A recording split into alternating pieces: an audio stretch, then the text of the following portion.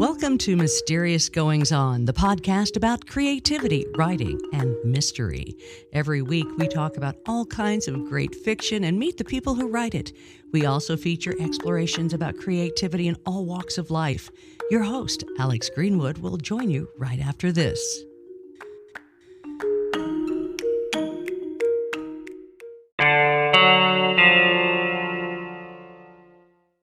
Almost 60 years ago, after her tragic death, the enigmatic Marilyn Monroe is more popular than ever. No, wait a minute. I know some of you are going, no way, Alex. Apparently, she's got 14 plus million Facebook fans and counting, right? The truth behind her tragic and untimely passing still remains a fascinating mystery for a lot of us. And I'm just really excited to explore that with our guest today, Nina Boski. She's the founder of Life Bites Global, and their mission is to get people inspired by their life. And she's going to be great because she's going to talk about all things Marilyn today, in particular, this wonderful podcast she's doing that's coming into its second season right now. I'm very excited to get Nina on the show. We're going to ask her all kinds of questions about Norma Jean, And so today we're not going to say goodbye, Norma Jean. We're going to say hello again to Norma Jean, and hello right now to Nina Boski. Hi, how are you? What a great introduction. That was fun. Oh, thanks. Good. Well, that's the thing. You know what? I got to be honest with you. I got so fed up with that wonderful song by Elton John. I kind of put Marilyn on the shelf. But then you reminded me, she would be 96 right now, wouldn't she? If she lived. She'll be 96 on June 1st. So yes, Wow. So 96 this year. Yeah. A fellow Gemini. I always knew it. When's your birthday? 5th. 5th. Okay. So the very day RFK was assassinated, coincidentally. So there you go. So Nina, this is not a brand new show. This has already been going strong for a year, right? Yeah. It's so wild because we launched it at the height of, not the height, at the very beginning of the pandemic. The pandemic hit in March of 2020, and that's when we launched. And we actually had to delay it a couple of weeks because of all the challenges that we had to kind of regroup and figure out how we were going to do it. So, and now we're launching, going into this next special episode in season 2 and hopefully 3 and 4 and then some, kind of moving out of the pandemic. So it's kind of it's been an interesting journey for sure. What I am also very attracted to about your project, about the podcast, is that we're not just talking about Marilyn's life in the abstract of her being a celebrity. We're talking about mental health issues here, aren't we? We were talking, pre-show, and both you and I come from marketing backgrounds, you PR and me with, taking movie themes and talking about them as they relate to life. So that was kind of my past life with Life Bites.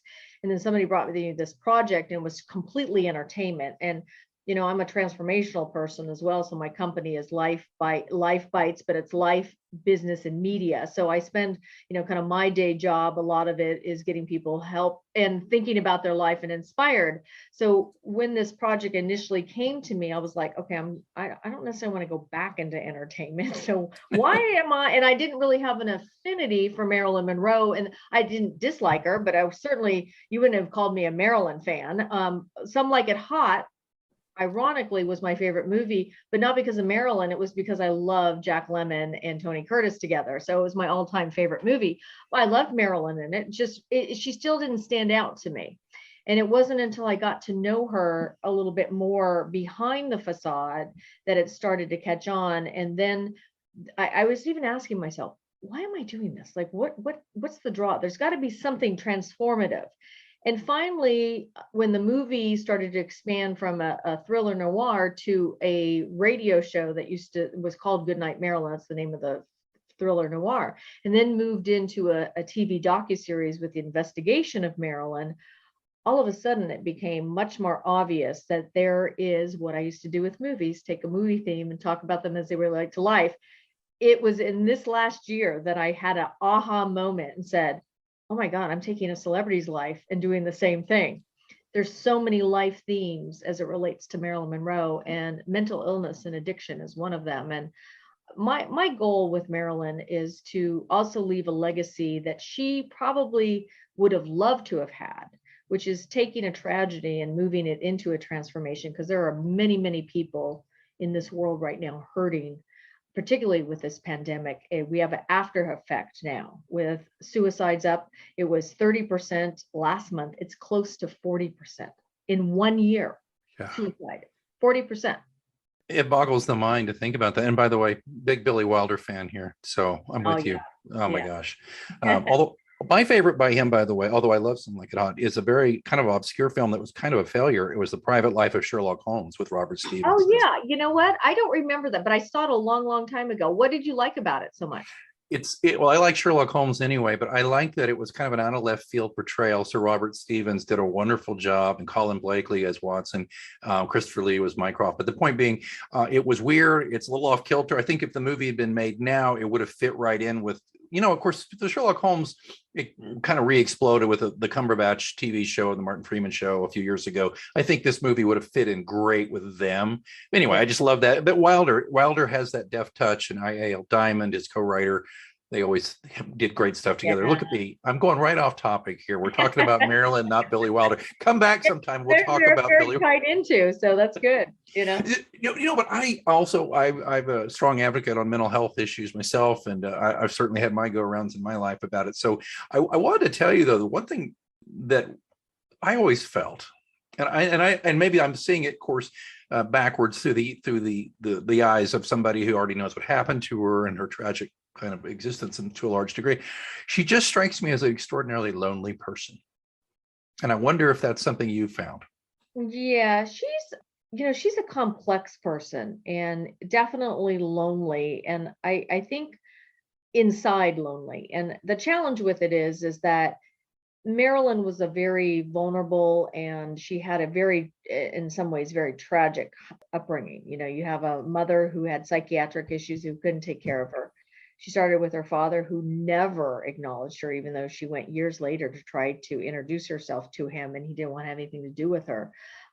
She was in between foster homes and orphanages and different houses, about 11 different households. She was sexually and physically abused. She was completely neglected. When you think about that kind of fragmentation, that's a very difficult trauma to get beyond for anybody. And so when you think about, even though she lived 36 years, you're looking at somebody that had a lot of passion and vision to be something better than where she came from. And that takes a lot of skill. And most people, even myself, when I got to know Marilyn, thought of her as kind of that dingy, ditzy blonde. And she's far from it. Yeah. So you find out a lot more, and you peel back the layers, just like with, I just say anybody, but she's a fascinating person because you can't put her in a box. Everybody tries to, and you're not going to be able to put her in a box. No, and behind the icon, this is a very, ladies and gentlemen, this is a very interesting way that Nina and her team have set up this podcast. Can we talk about the mechanics of the show itself? I mean, okay. Tell us a little bit about the different aspects of it. I mean, it's not just a straight documentary. There's acting. There's professionals. Go ahead. Yeah, most people think of podcasts like you and I are talking. Yeah. So, and that's actually we went from Goodnight Marilyn Radio to the docuseries that actually deals with the investigation of her death. There's a 22-person expert panel team that's associated with the show. Wow. So what we wanted to do was, in the radio show, not cover the documentary part of it, but taking Gary Vitacco-Robles' book, who's always been with me from Goodnight Marilyn. He's a very famous biographer, a very well respected and beloved biographer of Marilyn. And he has a book out in volume 1 and 2. If anybody really wants to get in depth with Marilyn, it's called Icon: The Lifetimes and Films of Marilyn Monroe. And so what we did is we based this podcast on his work. So initially what we're going to do is just do a podcast like Gary Randall Libero, who's another producer on this, and myself talking about Marilyn. And then we said, well, I've got Erin, who I've known, who's been a stage actress, who's played Marilyn. Maybe she can, do a couple of scenes to give us a little bit of insight. Well, what came out was this script, almost like a television script, that's in audio, and it became a dramatic podcast. And we actually won an award last year for narration of the best podcast for dramatic episode. They don't call it dramatic because at that point they didn't have a dramatic category. Now with the Lucy podcast that's dramatically. We were the first, they're the second, coming down the pike. So it might have its own category pretty soon. So it's a lot of moving parts here. And this is not some guy in his basement. And I'm not pointing any fingers, but anyway, this is not some guy in his basement. This thing is extraordinarily well produced. And as you said, it's award winning. Tell me about you, though. I'd like to step back because I think you're a very interesting person. And your career is all about helping people, I believe, and helping people visualize success and doing these things. Tell me a little bit about what you do, and then we'll circle back to the show and with Marilyn. Yeah, so I've been in media since I was 17. I started as a disc jockey, moved into in front of the camera. I'm dating myself, but was on Movie Time when it was the E Entertainment Channel. So it was before it was E Entertainment. So that VJ work back in the day.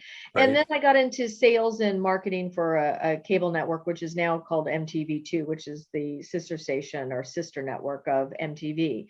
And so I was around movie studios. I was around a lot. I had a combination of advertising, promotions, and content. And I've always been in that kind of place. And I've always had this inner desire to really help people. And being in straight media, not that you can't do that, but it's not what you're paid for. You're paid for spots and dots in the advertising world, or you're paid for whatever big promotion you're going to bring and whatever brand you're going to bring in. It's not really helping people per se, right?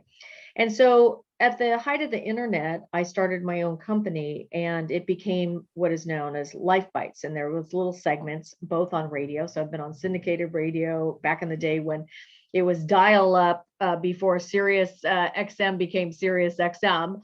Used to dial up and become talk to people on the radio. And so that's where Life Bites was really born. And then it moved into movie segments that got people thinking about their life. So we would take a movie and we'd interview the celebrities or writer or director of that movie, and we would talk about the theme.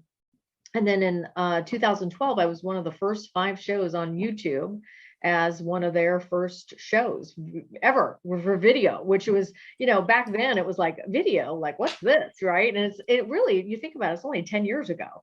And so I got presented with this project. So like you, having several hats, in 2000, I started coaching.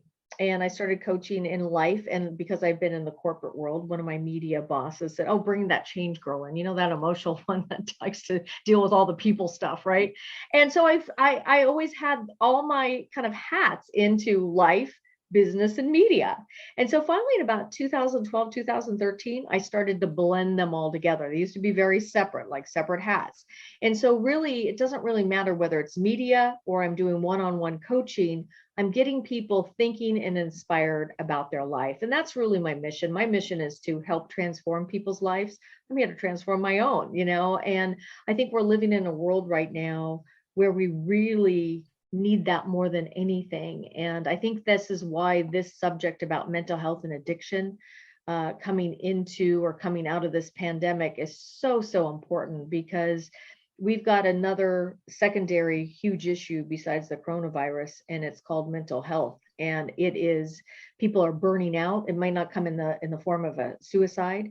It's coming in form of restlessness. And I just got to reinvent my life. It's coming in all different forms, not just, more acute, like taking your own life or going into addiction. So, my life is really dedicated to really helping people. And I love the fact that mental health is in these interviews. I've been interviewed about Marilyn before. I was on a Fox documentary a couple of years ago, and it wasn't about mental health. It wasn't about addiction. It wasn't about any of this stuff. It was about who killed Marilyn Monroe. So it's nice to have spotlights where we can actually talk about it and really see about how we can use her life, because she was highly resilient. And most people from the outside don't look at that as her being resilient. If anything, they look at her as being tragic, and she was so much more than that.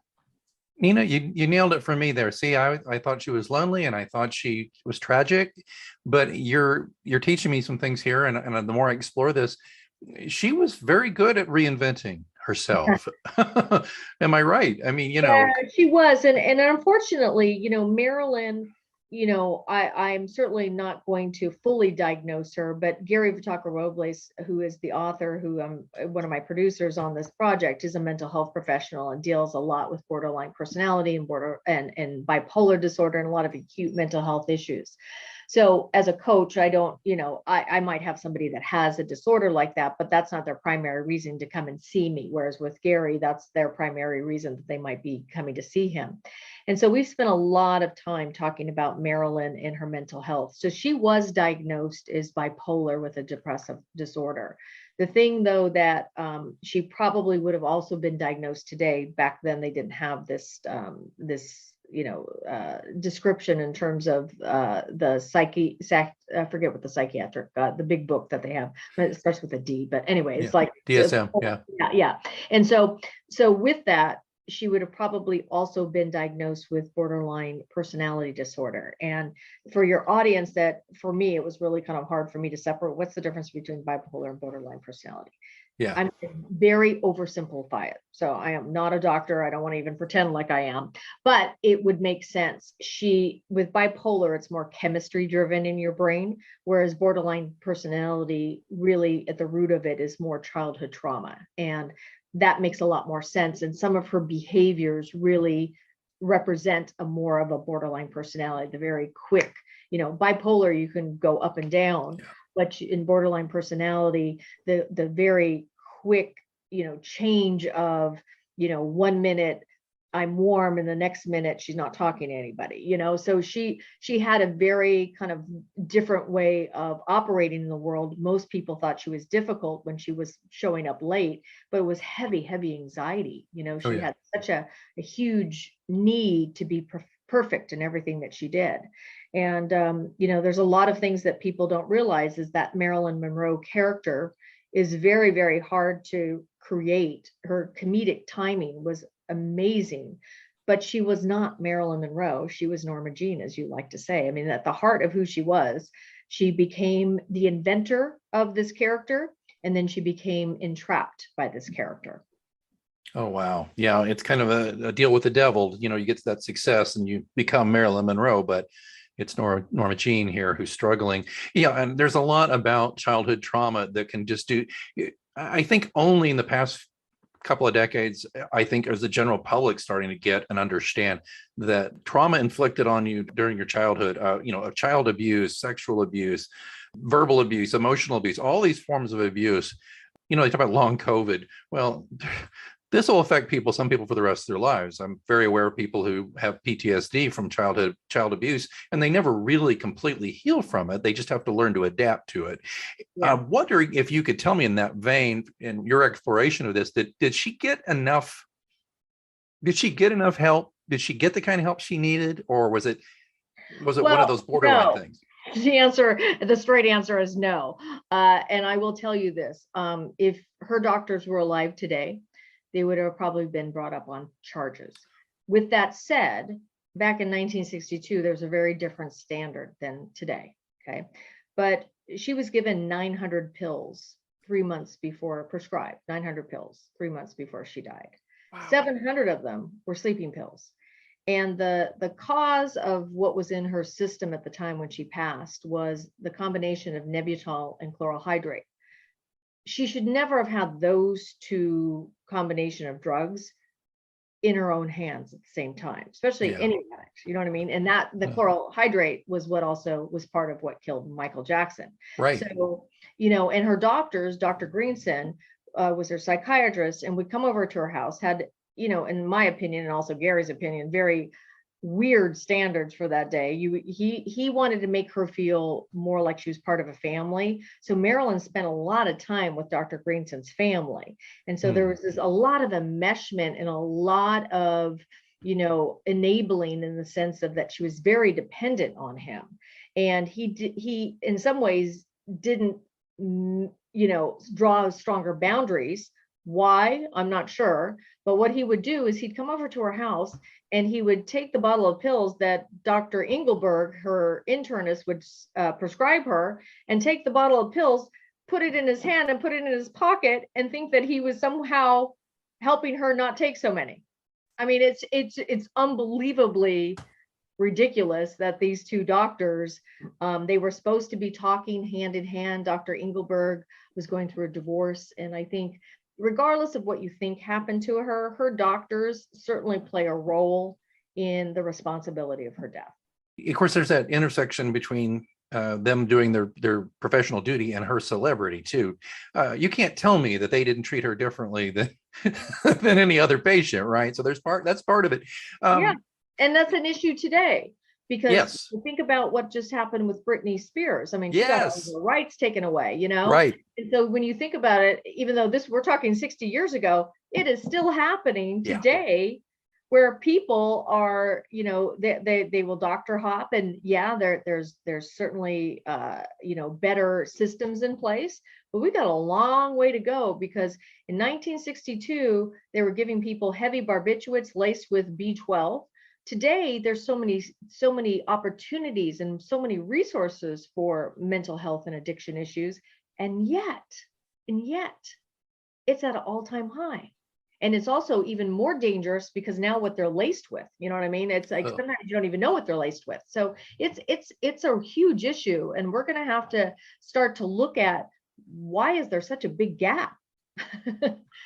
Seriously, this is a huge issue in not just America, but the world. We have all these resources, and yet it's worse than it was back in 1962. There's so many, as I said earlier, moving pieces, not only with her, but as you're talking about a macro level with our society as it is today. It's interesting in that in general, at least in the first world, we have things that are beyond the wildest dreams of our ancestors. I think back to even my grandparents, the idea that we would contain basically the entire world's knowledge in a little box in our pocket. That idea, I mean, that's Star Trek thinking, So I just think about that. But it seems to me, Nina, that we have leapt ahead technologically, but emotionally as a species, we really are having a struggle to keep up with our brains. And I'm wondering, and I know that sounds like I'm going on a tangent here, but no, isn't that something? Yeah, I do a lot with that in my practice because I'm in my, if I'm not producing, I'm known as a transformational business and energy coach. And I would say, there's something I talk about where in the mid 2000s, the ex-CEO of Google said that we actually process in a 48-hour period. This is the mid 2000s. He said this about as much information as from the dawn of civilization to 2001. We process that now in a 48-hour period. Well, in 2017, pre-pandemic, they did a study out of the University of San Diego. And there was a study that said that in a 24-hour period, we are processing about 35 gigabytes of information a day. So I was like, okay, well, what does that mean? I have no idea. It says basically, if I was a laptop, I'd crash. And so what has happened now is we have all this energy coming at us 24/7.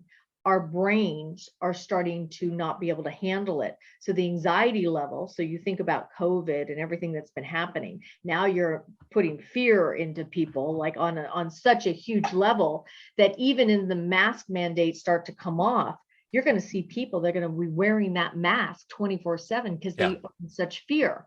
And so we have now created a monster in regards to our brains and being able to manage our energy. And I think when I was, back a few years ago, it was Tony Robbins, rah, rah, mindset and everything is.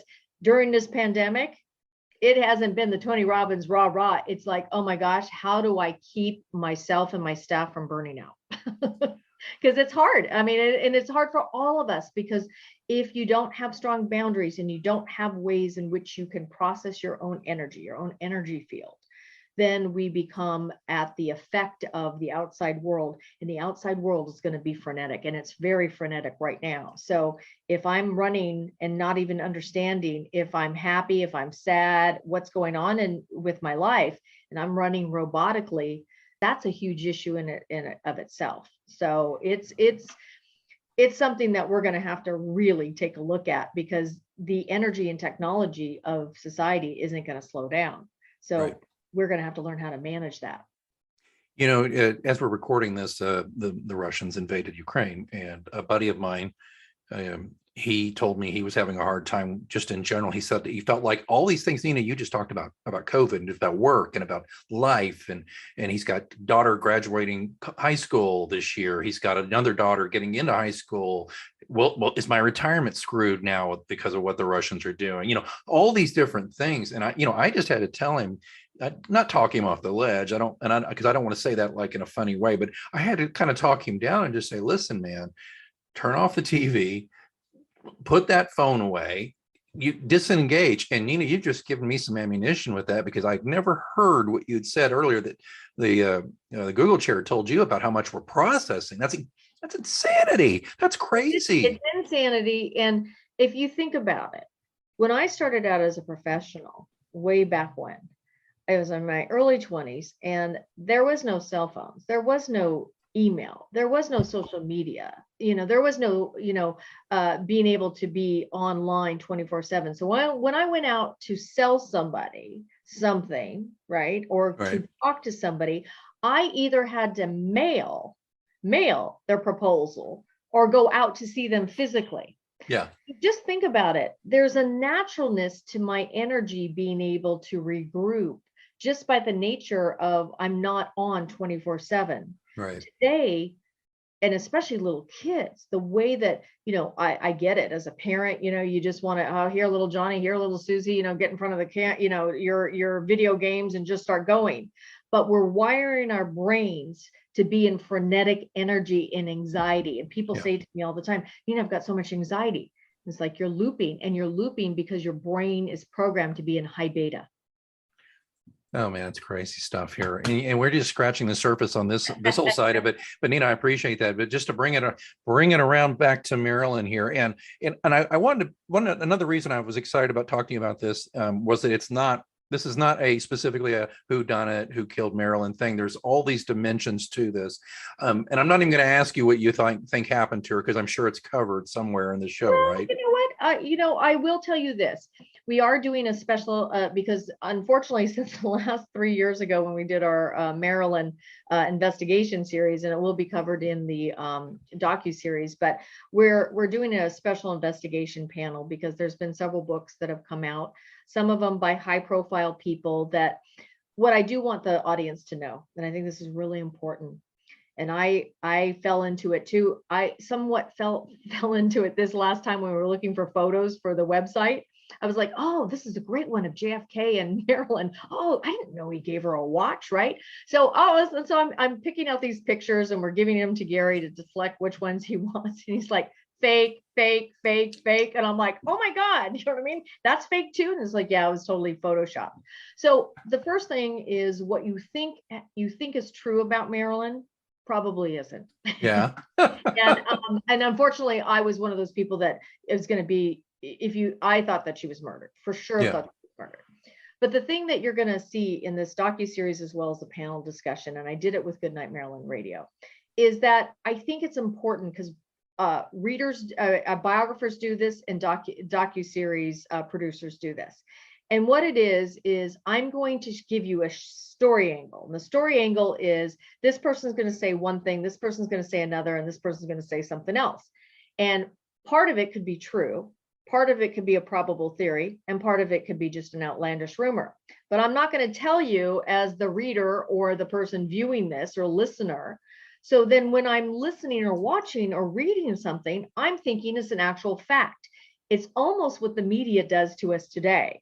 So you have all this commentary with a little bit of truth. And then, so you're asking yourself, all of us are doing this, especially around this COVID stuff. It's like, well, what in the world is the truth? Yeah. You could go on a browser and see 5 different truths in one browser about COVID's really dangerous, everybody stay home, than the opposite. So it's not any different than anything else, except for we have 60 years of buildup of a lot of rumors.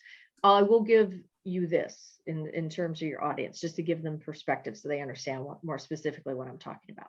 So in Goodnight Marilyn Radio, what we did is we were investigating whether or not Marilyn had a suppository or enema that was given to her, because that's one of the rumors that died. So as it goes is the housekeeper was trying to get rid of the evidence and washing her sheets in the middle of the night. Well, we've come to find out Marilyn just moved into her house 8 months before she died. She still didn't have all of her furniture. And guess what? She sent her laundry out. She didn't have a washer and dryer in her house at the time. Pretty wild. So Interesting. how could you be washing the sheets in the middle of the night when you didn't even have a washer and dryer in the house? Those are the kind of things. And unfortunately, it takes painstaking detail, because just look how easy it was for me to go on the internet, look at these photos and go, oh my gosh, these would be really good for the website. Let's check with Gary and then we'll go ahead and license them, right? So all of a sudden, it's like, it's so easy to think it's true because it looks so true. It sounds so true. It reads really true. Yeah, and I think too, algorithmically and sometimes and I think often in a nefarious way, society is rigged to kind of give you the proof that you seek, whatever that may be. We can silo the channels we watch to get our news that suits our political beliefs these days, which is a problem. And I think another problem. I'm a big media critic. I used to be a newspaper editor and a TV executive, and I can tell you, I fault the media for this quite a bit, is that a lot of people just don't understand the difference between a commentary and the actual presentation of news. That's a real problem. And people don't have any real critical thinking skills. And I shouldn't be so hard on people because, as you just said, there's so much to digest, My belief then becomes the truth. And the other thing I've come to realize, and I'm not saying this is actuality, but I'm at least giving it a possibility, is I'm not sure, because if you think about the Marilyn Monroe story, it's got politics, it's got sex, it's got power, it's got, a mystery of a death, right? So it's the ultimate story. And so I've asked myself, I wonder if people really want to know the truth. I mean, that's the other thing is do you want to know the truth? I personally would. And I love when somebody gives me the opportunity to make up my own mind versus angling me in a way that I should be thinking. And, you and I probably share this in terms of the media, because I think we've really moved away from that. And the way that people talk sometimes is if their commentary is truth. And it would be nice if somebody just said, hey, this is my opinion, this is what I'm thinking, versus in today's news, let me just tell you that this side or this happened, etc. And then you start going, yeah, that's my truth. And there's you might know this term, it's called cognitive dissonance. Absolutely. And so when you start to look at what's happening with people, we're starting to be bombarded with these stories, and then it becomes really hard for us to put on those critical thinking skills. We've totally bypassed them, and so all of us are thinking we're living in our own bubbles, talking to people and going, how in the world do you believe that? Because I believe this. And the same thing happens with the Maryland community, because they're very divided, just like the Democrats and the Republicans. And you have people that think that she was murdered, and you have people that think that she overdosed or committed suicide. And so, the balance for me is to go in with an open mind and an open heart, and to really get to the truth without having to be closed down to the exploration of what happened to her, which is not an easy journey. Yeah, well, and the journey is culminates with Marilyn Behind the Icon, a dramatic podcast about the entire life of Marilyn, and a TV docuseries that deals with the mental health and addiction and the correlation between the two. Nina, where do we find this? How do people get into this? And of course, they're going to be all binging it and going crazy. Where do they go to get into this? Well, we just launched an episode, and let me just say this with this. It's behindtheicon.com. And our latest episode is called Soul Sisters. And for people that really want to know, the story between Ella Fitzgerald and Marilyn Monroe is really a special bond between them, and how Marilyn really stood up for civil rights, also stood up to the studio heads around civil rights. People don't know that about her. And also the real story around Happy Birthday, Mr. President, which most people don't know. They only think that she was there to seduce JFK, and it was so much more than that. So much more than that. Oh man, Nina Boski, her work, ladies and gentlemen, embraces all of Marilyn's life truthfully and with compassion. I think it's going to be exciting to dig into this and hear Nina break down the facts about what's going on here, the real and sometimes raw story of one of the most iconic legends of our time, Marilyn Monroe. Nina Boski, thank you so much for, a multifaceted conversation here. I could have gone like an hour on like 5 different directions with you. Thank you so much for joining us here on Mysterious Goings On. Thank you for having me, and much success and love to all of your audience too.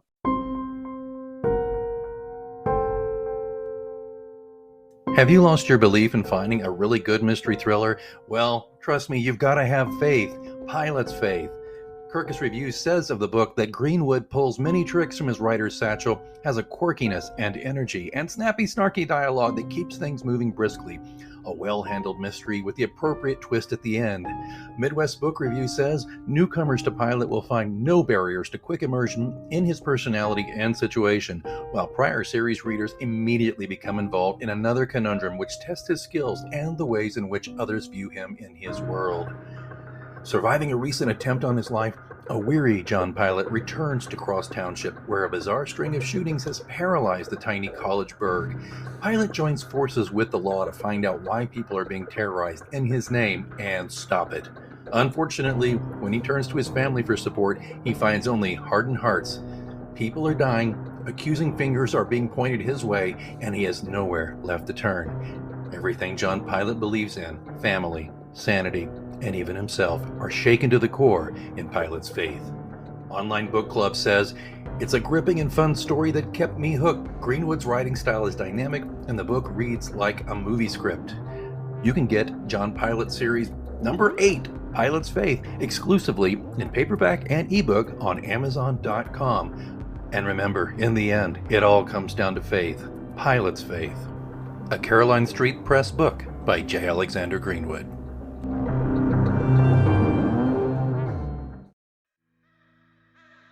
Thanks for joining us on Mysterious Goings On.